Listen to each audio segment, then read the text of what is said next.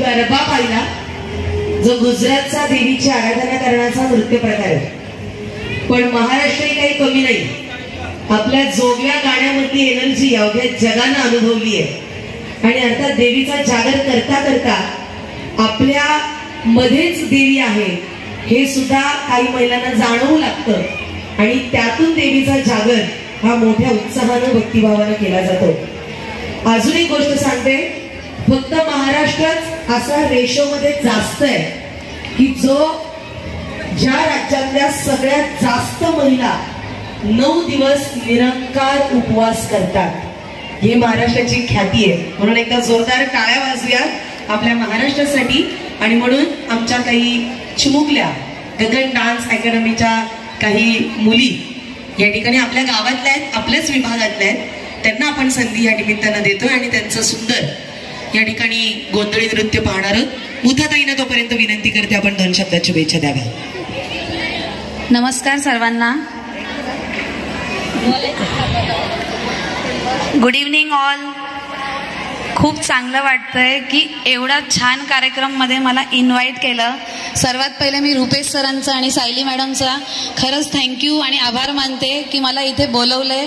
आणि जे डान्स बघितलं मी, गरबा बघितलं मी, ऍक्च्युली असं वाटत होतं की मी पण उठून नाचू की काय करू. म्हणजे माझे पाय स्वतः थरथर थरथर करत होते की काय डान्स, काय एनर्जी, काय स्पिरिट त्यांचं एकदम. म्हणजे असं वाटत होतं की मी खरं गुजरातमध्ये आले की काय.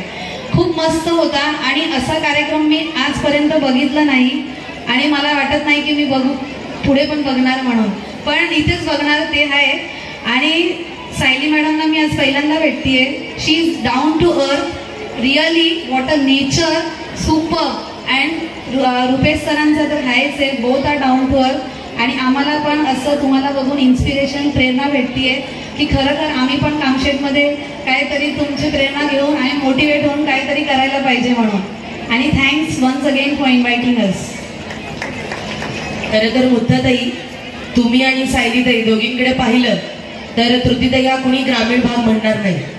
ग्रामीण भागातल्या महिलांसाठी शहरी भागातून येऊन काहीतरी करणं याच्यासाठी खूप मोठी जिद्द लागते आणि सगळ्या गोष्टींचं सॅक्रिफाईसची, त्यागाची भूमिका लागते.